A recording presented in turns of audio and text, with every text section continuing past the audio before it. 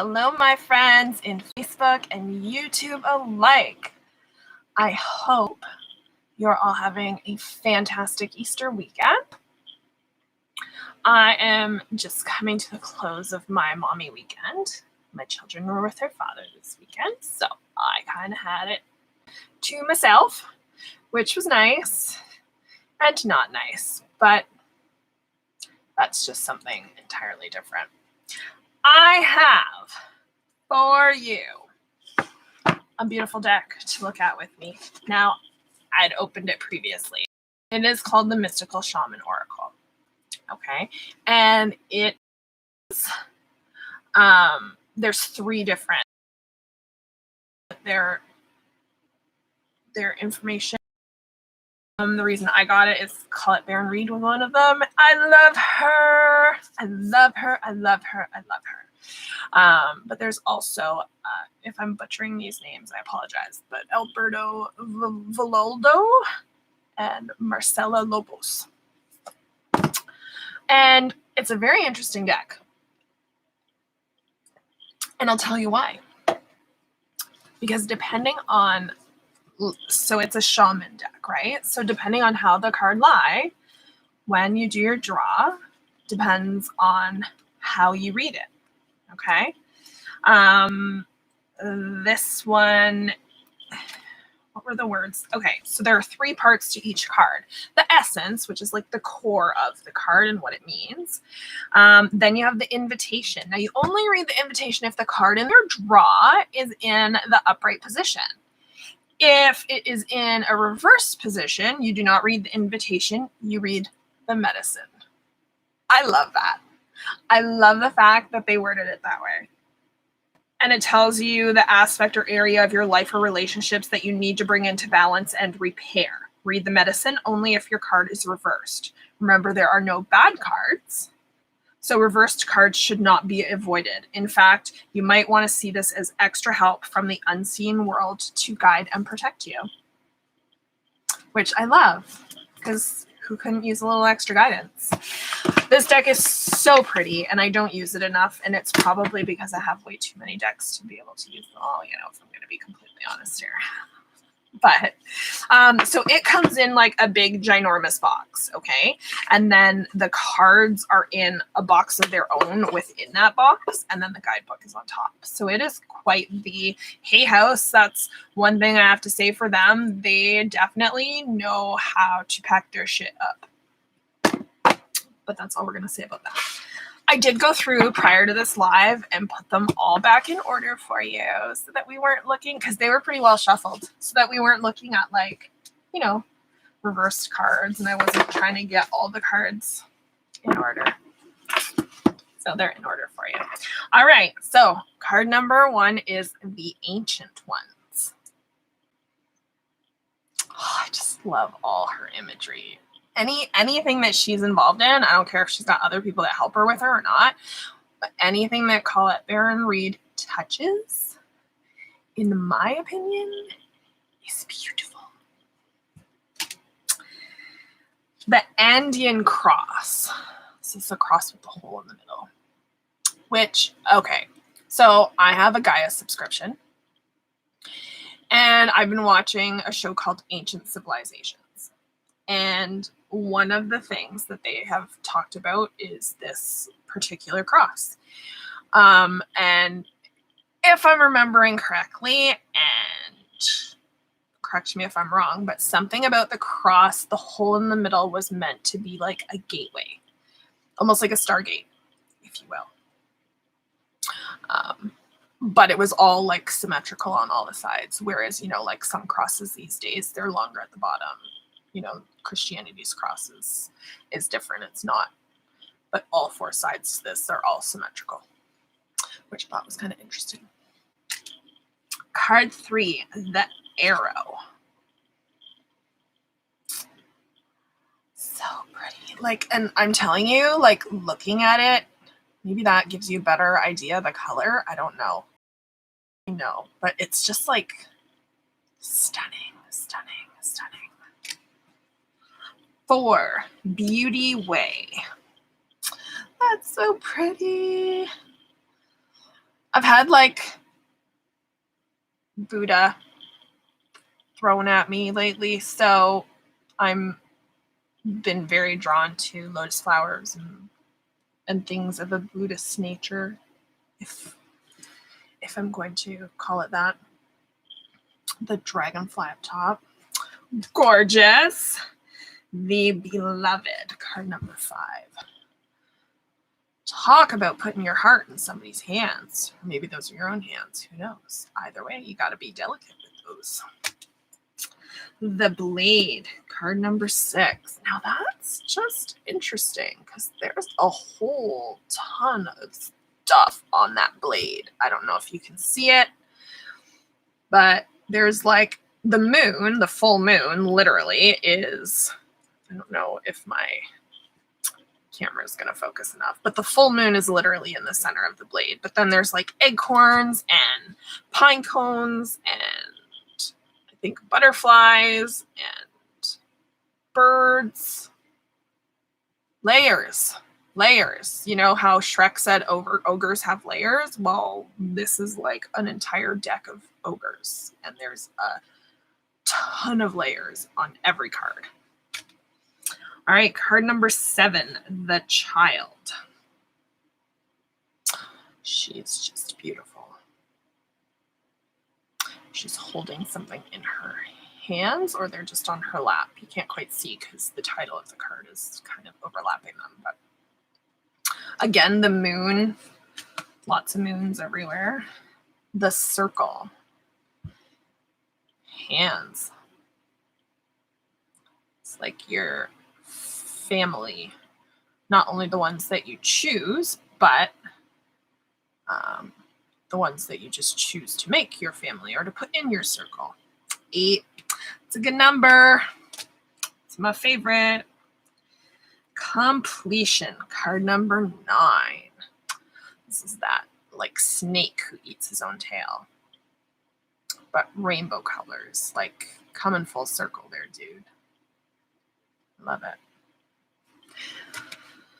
The corn, number 10. Looks like that corn is in various stages of being ready.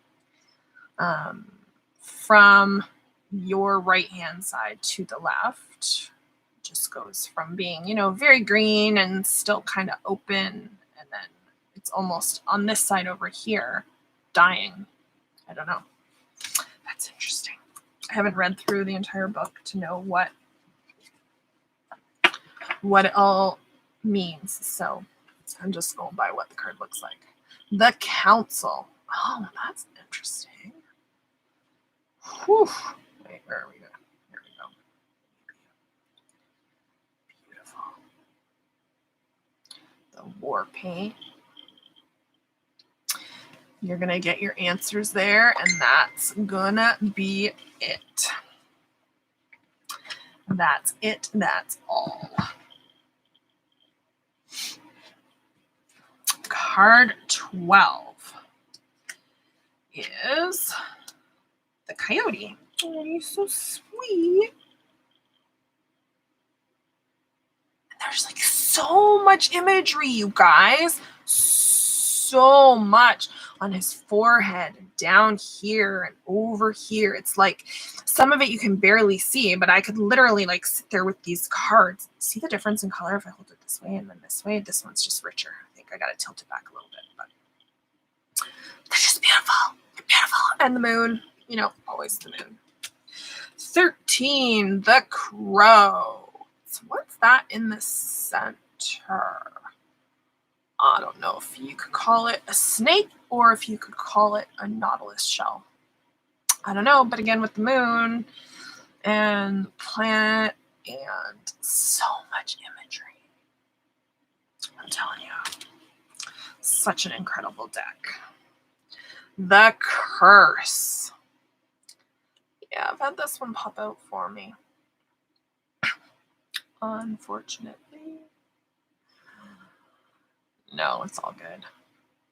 Again, it's, sometimes when I read cards, whether they're tarot cards or oracle cards, depending on the way that they show up, I sometimes read both interpretations because I think that, you know, if you have a card that's upright, that's great. But if you have a card that's reversed, then it can be just like a warning. Or sometimes when I have upright cards, I'll read the reversal as well, because I kind of take that as a warning, and then I keep in my mind not to do that, to steer clear of that, especially if it's an impactful card, right? Because if you don't listen to the rest of the advice, then you could easily slip into that, whatever the reversal means, right?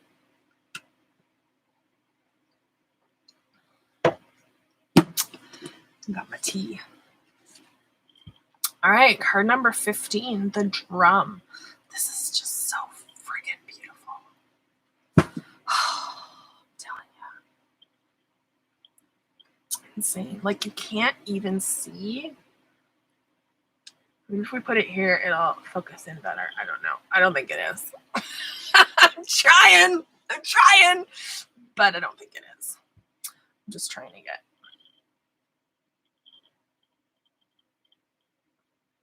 No. My computer's pretty old, so the camera that's built in, probably not the greatest. But I can't go live on my phone because I need 1,000 subscribers. So if you're watching this or you see this, like, share, subscribe. Thanks, appreciate it. If I hit that 1,000, then I from my phone. All right, number 16, the eagle. Oh, it's so weird. I swear I could look at them all day. Because there's like some sort of face down here, but it almost looked like a lion. Like, I don't know. When I look at it facing me, it looks like a lion. When I turn it this way, it looks like a person's face. I don't know. That's really strange. All right, number 17, Earth. Oh my gosh. Friggin' layers. Amazing. Absolutely beautiful. If you like any of Colette Baron Reed's decks, you pretty much are shooting for this one as well. The Earth Keeper, number 18. Look at that protective wing there. Got the Earth. It's all good. And then it's weird because, again, when I look at it myself, I don't see it, but it almost looks like that could be like a smaller version of the Earth Keeper in there. Like there's a chin or something. I don't know. Maybe what I'm seeing is entirely different than what you guys are seeing. I don't know. You can always pull the live chat up and let me know what it is you're seeing. Fire, number 19. Well, that's just me. Although I was born really close to being an earthy sign. So I tend to have a lot of earth in my chart too. But I was born a Sag, but on a Capricorn cusp. So yeah, that's fun. Just beautiful. Fire. Sorry, I'm having a Beavis and Butthead moment. Flow. Ooh, water. Because, you know, if you're going to have fire in a deck, the one you want to put next to it is water for sure. Again, with the moon, planets, always in here, it would seem. I like when they take a theme and stick with it, because then they kind of tie the whole deck together. The Gatherer. Oh, this is beautiful. Beautiful. The colors. Just gorgeous, you know? Number 22, the Ghost Dance. This one you can almost like barely see because it's just very cloudy and foggy. And the backs of these cards are epic. I love them. The Giveaway, number 23. What are you giving away? Or are you receiving? I don't know. Right? Could be one or the other. Depends on the situation, I suppose. Number 24, the Heart of Sky. Oh my God, this is just friggin' stunning. Can I just say, like, Holy crap. Just beautiful. Just beautiful. Number 25, the Holy Mountain. Whew, this has been me lately. Right up there, you know, doing that little meditation. Because me and that friggin' Bodhi tree. I try not to wear these glasses because they reflect everything, right? Do you see my blue light glasses? And I love that they reflected in blue, which means the blue light glasses are working. Yes, but then I'm not wearing them because of the reflection. Totally defeats the purpose, right? Right. All right. Number 26, the Hummingbird. Oh, this one's so pretty. I love hummingbirds. They're gorgeous. The Hunter. Woo! Are you part of what you hunt? Do you hunt it because it's within you? I don't know, that bear coming out the other side. This hunter's wearing those antlers, got some wings going on. That's crazy. Number 28, Jaguar. So pretty. Dark in the forest. Almost just blend right in, right?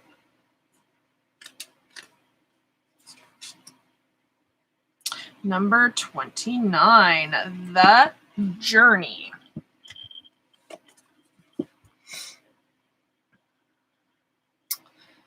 Yes. Spread your wings and fly. Looks like you bring back a little bit of your journey from everywhere with you, right? Number 30, Lightning. Oh, layers. This one, not sure if you guys are going to see it. There's like a person. Do you see that? Do you see the person's body? Arm, head, arm, body. This is their core, right? Well, they say the heart chakra is the center, the connecting chakra, as above, so below, right? So you've got 7 altogether. And then above the heart, you've got your throat, third eye, crown. And below your heart, you have your solar plexus, sacral, and root chakra. So, I mean, there's so many other chakras. So you're going to go into all of these fields and then the ones in your hands and your feet. But those are the main 7. And that's kind of the heart chakra glowing. Although usually the color associated with that is green or pink. More often green, but beautiful. Psh. All right, 31, the lower world. I like the lower world. It's pretty. I could live there. Bring it. Right? Beautiful. Looks like somewhere the Fraggles would live. Love the Fraggles.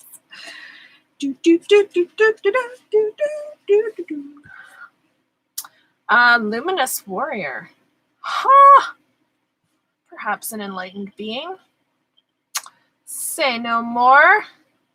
Absolutely an enlightened being. Now that I look at where those moons are located, so the first one's just above his third eye chakra, so somewhere between third eye and crown, right? And that next chakra there is located just below his sternum. So it's not his heart chakra, that's a sacral. And that encompasses wisdom, right? That's your gut. That's your gut feeling. That's what you should go with. I'm doing this right now myself in my life. And I don't like that I'm going to have to do it, but I have to. Because, red flags are red flags. Doesn't matter how much you like red. All right, number 33, magic. She does look magical. Holy crap. Just beautiful. I wish I could get better. I don't know. There's just so much that when you look at it, it doesn't. No. Number 34, many paths. We all have lots of those, don't we? Options, like the equivalent of the Seven of Cups right here. You got options, many paths.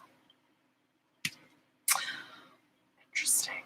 Oh, and again, do you see it? Oh, I just saw it when I flipped around and looked at it again. Do you see it?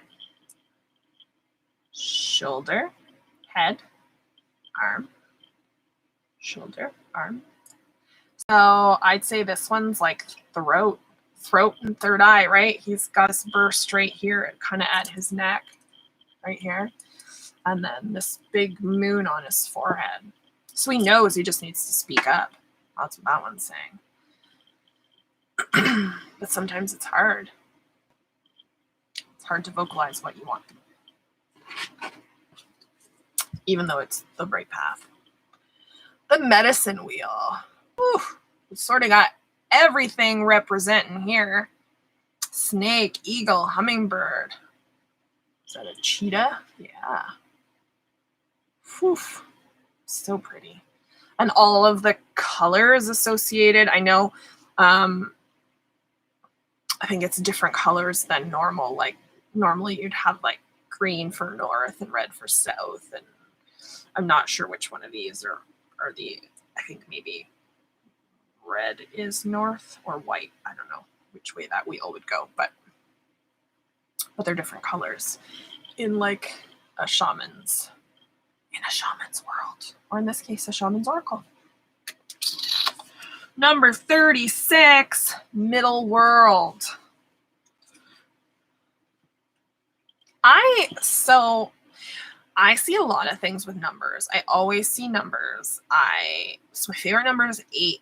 I always get 3s, and I always notice any duplicate of a 3, right? So this is 36, but if you add the 2 together, you also get 9, right? Which is a triplicate of a 3, really? So those numbers always tend to stand out to me, which is interesting. I don't know. I'm a numbers gal. Probably should have gone into numbers. I kind of sort of did, but then I had one really crappy teacher and I dropped it.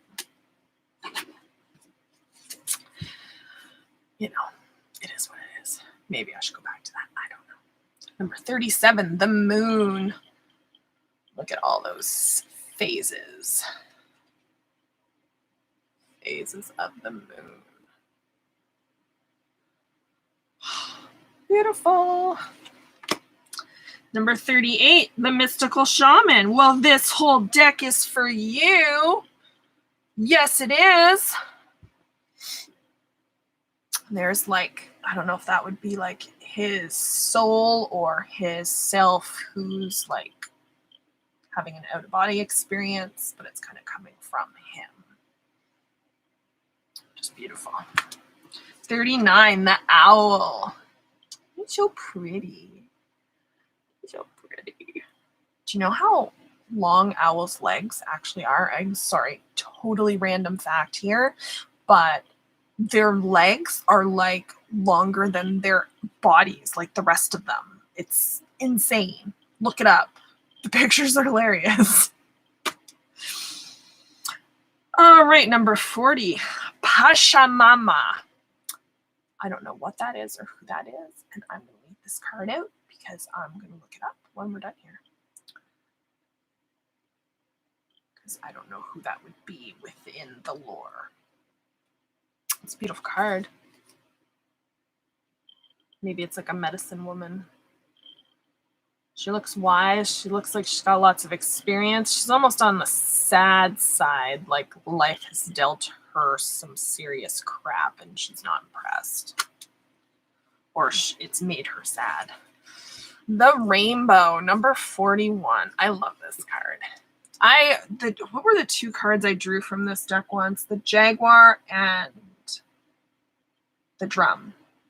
And then I always look at the bottom of the card as the clarifier. So usually the card on the bottom clarifies the rest of the reading for me, or ties it together nicely, if you will, sums it up, right? And the rainbow was the one on the bottom of the deck. And I was just like, oh, this card's so pretty. Like, so pretty. There you go. You get a better, I don't know why you get a better look at the colors if I change the angle at which the light's hitting the card. Strange. All right, the Rainmaker, number 42. And she looks like, even though she looks like she's got wings going on there, she looks like a friggin' butterfly. Like all in here, it's like the layers of the patterns reaching out. Butterfly or peacock or something. Just absolutely stunning. Number 43, the Rattle. I don't know, is the rattle not used in rainmaking like dances? Just interesting because it was with the Rainmaker. So number 44, the Sacrifice. Now what is up there in her hand? I think that's perhaps Butterfly. It looks like it's something with wings taking off. Looks like a butterfly.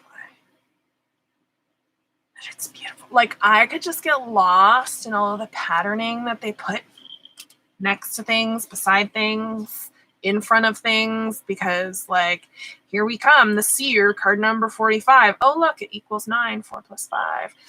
And look at like the cougar in there and the birds and the feathers, and there's just so many layers. So many. It's insane. I don't know. It's so pretty. Number 46, the Serpent. Well, that's kind of interesting. So one kind of has the new moon or the dark moon up here on the top, and then you've got the full moon down here with the others. So obviously a card of like cycles, right? Snakes shed their skin. They go through cycles every time they shed. And then showing the moon here. So interesting. 47, the Smoky Mirror.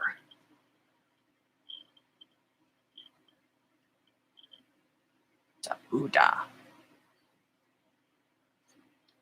Went for a bit of a drive yesterday, and I was in the falls, and I drove by the, we have like a Buddhist temple down along the river. And they never used to have it enclosed. Like they had the big Buddha, and then after that was built, then they built around it. I don't know.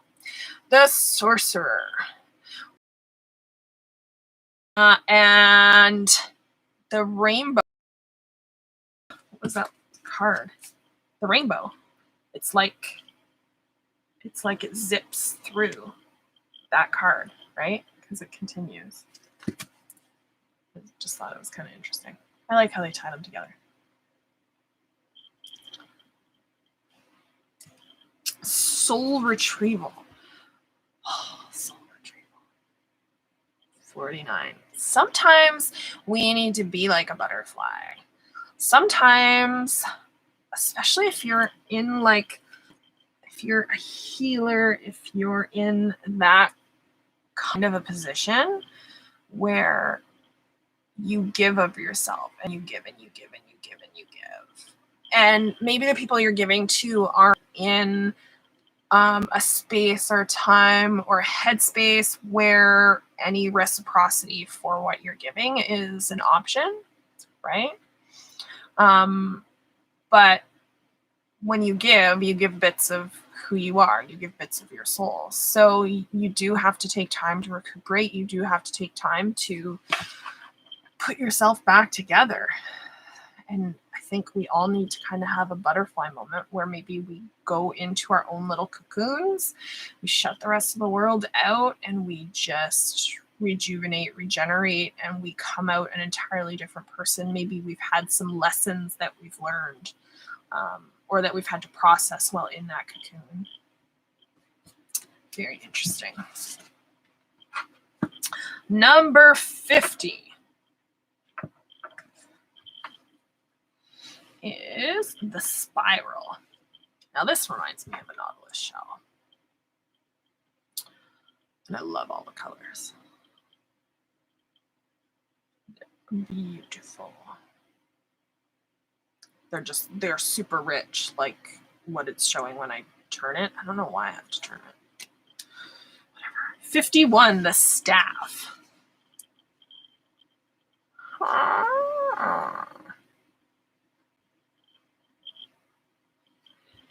I can't see a lot of it, but it's pretty interesting that there appears to be the outline of the person here again. Like this is their waist and it goes up, that's their arm, right? It's not centered like the other ones were, but there's some form of a person in that background. 51. Oh, look! 5 plus 1 is 6. 52. Stand still. Yes, just one moment in time. Take time for yourself. Stand still a little bit. We've all got to do it every now and again. Have those butterfly moments. Go within. Stop moving. We're constantly go, go, go, go, go. And no, you need to take some time. Time for yourself. And time for yourself is essentially time for the people around you. Because if you're trying to dole out things from an empty cup, it is just not going to work. The sun, 53. Beautiful. Maybe it's the light that I have up. If I change the light, maybe it would see more? I don't know.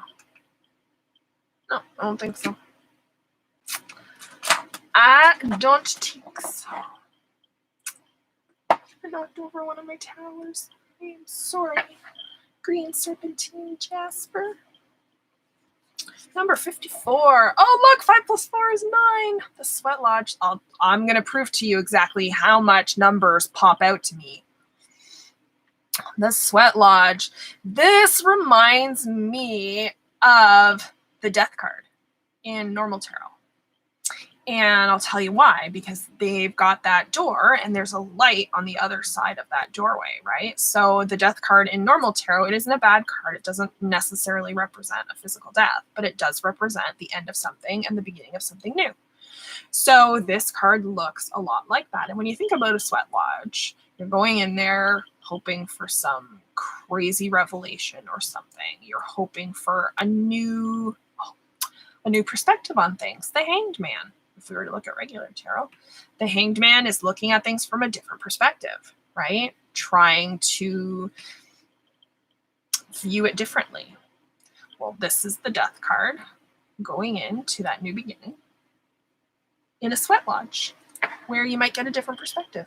Ha! And 5 plus 4 is 9. All right, 55. We are almost done. Taming the Wind. Beautiful. All the birdies and all the feathers. Stunning. Thunder. Woo, the buffaloes. Number 56. Look at that. They are just charging in. Number 57. The Time Master. Look at that. Oh, he's got the infinity symbol on his chest. Yes. That's what I want my man to look like right there. The Time Master. Because then we could have all the time in the world, right? Number 58, the Tree of Life. Crazy. The way it's just wound about. 59, Upper World. What am I seeing there? Is that 2 birds? Is it 1 bird? I am not entirely sure. I'm a little confused with this card. Number 40 and number 59. I'm going to have to look them up. Number 60, the Vision Quest. See, this is what you'd be doing in the Sweat Lodge when you're trying to gain perspective like the Hanged Man about your death moment and the new beginning that you're walking into. I love how stuff ties together. All right, card 61, Water. Oh, we've got some shells, just like the spiral card, right? There's a shell down there, shell up there, shell over here, shell over there. Pretty. And yet that water droplet kind of looks like the earth, right? Blue, green, even some terracotta over here, like deserts, 62, wild woman. Ha ha ha, that's me. Join me and we'll go howl at the moon together. Thank you very much. Wind, number 63. That blows. No, I'm just kidding. The wind does, the card doesn't. I am sorry. I like to be punny. I appreciate all puns. It's a beautiful card. All joking aside. And the witness. 64. 6 plus 4 equals 10. 10's a number of completion. And that, my loves, is the last card of the deck. How do you like them apples? Right? Right. So, now I'm going to do as I do with all decks that I show you guys. I'm going to hopefully shuffle. These are really long to shuffle this way, but I'm gonna manage. Listen, don't give me the reverse fire card. Fire's my jam. I just want to keep it. There we go. It's so hard to get them bending the right way and then get your fingers in the place where you need them to be. There we go. All right, so we'll see if we get, I don't know what, like, okay, I'm not going to take 8 cards at once. Thank you very much. You can eat them back up because that's not how I roll. I want one card to represent like today's energy or today's lesson or probably about bloody red flags. Jesus, Murphy. So which way do I flip that? This way or this way? This way? Oh, well, okay. So we're getting a little medicine from the Rattle. And that's number 43. Oh my gosh! I'm 43. That's my age. Friggin' cards. Just stop. Just stop already. All right, so the essence of the Rattle. The Rattle is the spirit caller. Carrying the shaman's power to the 4 directions, the body of the Rattle is like the earth spinning on its axis. With the aid of the Rattle, the medicine woman instills a desired destiny in her future. Closing with the prayer, Great Spirit, may your will be done. The Rattle guides us to pray for all the earth, not just for our own personal needs. When we offer our prayers to the highest good of all, everything we need is provided for us. Now, because it was reversed, I have to skip the invitation, which is the nice part of the card. And we have to go to the medicine. So this card is a lesson that maybe one or all of us need to learn. And the medicine on this is you want to catch God on the whisper, not on the shout. What you are trying to craft to your own desires and expectations is already there, standing before you. Do not spin the world to your own benefit. You are being offered the Creator's tools, which must be put to use to serve a divine purpose. I love this deck. I love this deck. I really do. I don't even know what to say to that, to be honest.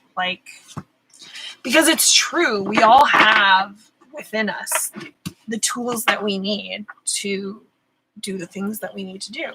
And we just need to follow what lights us up.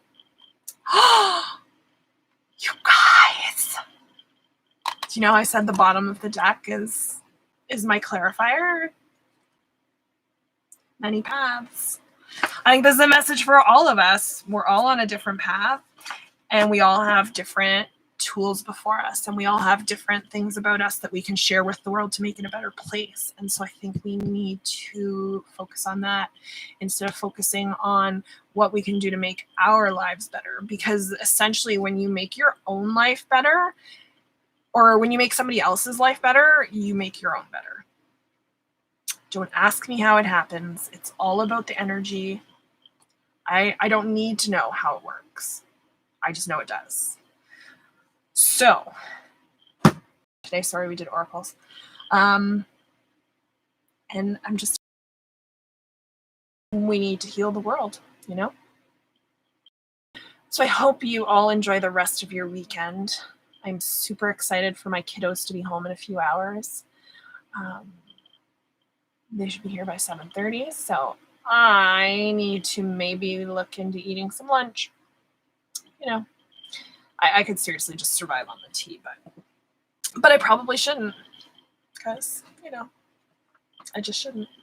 So I hope you all have a fabulous weekend, and we will see you soon. Bye.